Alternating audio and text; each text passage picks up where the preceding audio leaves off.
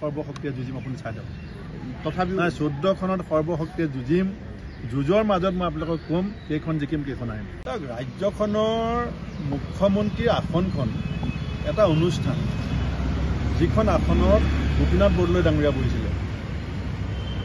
বিমলা প্ৰসাদ চলিহাৰ বিষ্ণুৰাম মেধি আপোনাৰ শৰৎ সিংহ ডাঙৰীয়া হিতেশ্বৰ শইকীয়া তৰুণ গগৈ ডাঙৰীয়া বহিছিল সেই আসনখনৰ পৰা মুখ্যমন্ত্ৰীগৰাকীয়ে নাম লৈ লৈ কিছুমান অবান্তৰ কথা কৈ থাকে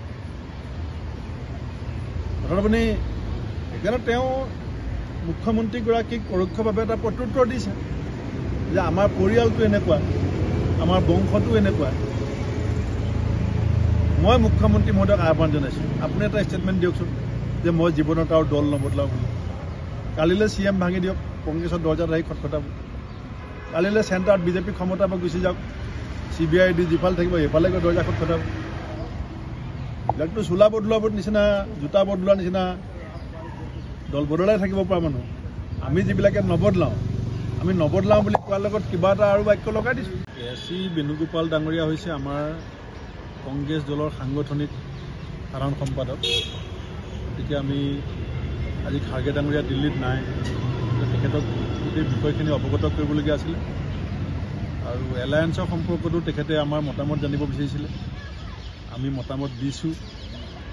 এতিয়া আমাৰ মতামতৰ ওপৰত ভিত্তি কৰি আমাৰ শীৰ্ষ নেতৃত্বই যি সিদ্ধান্ত লয় সেয়া আমি মানি ল'ম বুলি কৈছোঁ আৰু দেখা গৈছে যে শেহতীয়াকৈ কেইবাগৰাকীও আব্দুল খালেক হওক বা আব্দুল ৰছিদ মণ্ডল হওক মানে এটা দলৰ বিৰুদ্ধে মন্তব্য কৰা দেখিবলৈ পোৱা গৈছে কালিও তেখেতসকলে মন্তব্য কৰিছিলে এই ক্ষেত্ৰত কিবা আপোনালোকে অনুশাসনমূলক ব্যৱস্থা ল'ব ব্যৱস্থা কেনেকুৱা দলৰ শৃংখলাবদ্ধতা ৰক্ষাৰ ক্ষেত্ৰত যিটো লক্ষ্মণ ৰেখা সেই লক্ষ্মণ ৰেখা অতিক্ৰম কৰা যিকোনো ব্যক্তি যিকোনো পৰ্যায়ত কোনোবা ডাঙৰ নেতা হ'ব পাৰে কোনোবা সৰু হ'ব পাৰে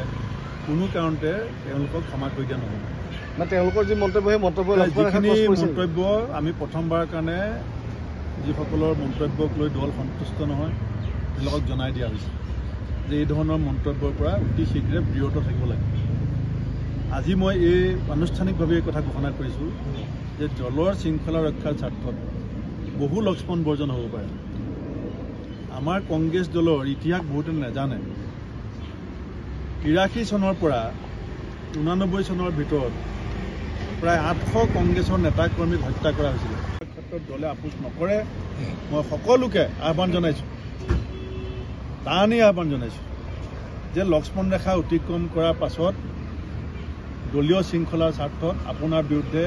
কঠোৰ শাস্তিমূলক ব্যৱস্থা ল'বলৈ মোক বাধ্য নকৰিব প্ৰদ্যুৎ বৰদলৈ ডাঙৰীয়াও কিন্তু কালি মন্তব্য কৰা দেখা গৈছিলে কেতিয়া আচলতে লক্ষ্মণ ৰেখাডাল কিমানলৈকে ৰাখিছে নাই আজি কৈ দিলোঁ আজিলৈকেতো মই কোৱা নাছিলোঁ আজি কৈ দিলোঁ আজি আবেলিৰ পৰা আপুনি চাই ল'ব এটা কথা আজি মই সভাপতি হিচাপে অসমৰ প্ৰতিগৰাকী দলৰ নিষ্ঠাবান নেতাকৰ্মীকে আহ্বান জনাইছোঁ যে দলৰ এটা নিৰ্বাচনৰ কাৰণে প্ৰস্তুত হৈছে আপোনালোকৰ সংলাপক লৈ পেলাই এটা দল ব্যস্ত থাকিব নোৱাৰে আপোনালোকৰ সংলাপ স্ক্ৰিপ্ট আপোনালোকে নিজে ৰাতিপুৱা ঠিক কৰি ল'ব যে কোনবিলাক সংলাপে দলৰ অস্বস্তিত নেপেলায় আৰু যিবিলাকে এই সংলাপৰ যিটো দলক অস্বস্তিত পেলাব তেওঁক অস্বস্তিত পেলোৱাৰ দায়িত্ব মোৰ গুলীবিদ্ধ কৰা হৈছিল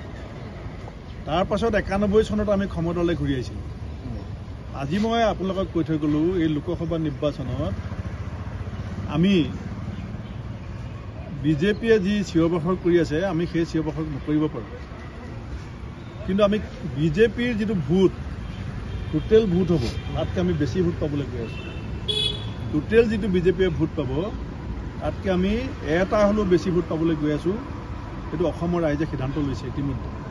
গতিকে কোনো ব্যক্তি এই দলৰ কাৰণে গুৰুত্বপূৰ্ণ নহয় কংগ্ৰেছ দলে দেশৰ বহু প্ৰধানমন্ত্ৰী বনাইছে কংগ্ৰেছ দলে দেশত বহুত ৰাজ্যত মুখ্যমন্ত্ৰী বনাই পেলাই দীঘলীয়া সময় শাসন কৰিছে আৰু বহু ৰাজ্যত আমি দীঘলীয়া সময়ৰ কাৰণে ক্ষমতা বাহিৰত আছোঁ আমি ছত্তীশগড়ত 15 বছৰ ক্ষমতা বাহিৰত আছিলোঁ আমি ঘূৰি আহিছোঁ মধ্যপ্ৰদেশত 15 বছৰ ক্ষমতা বাহিৰত থাকি আমি ঘূৰি আহিছিলোঁ আক্ৰমণ প্ৰত্যাক্ৰমণ চলি থাকিব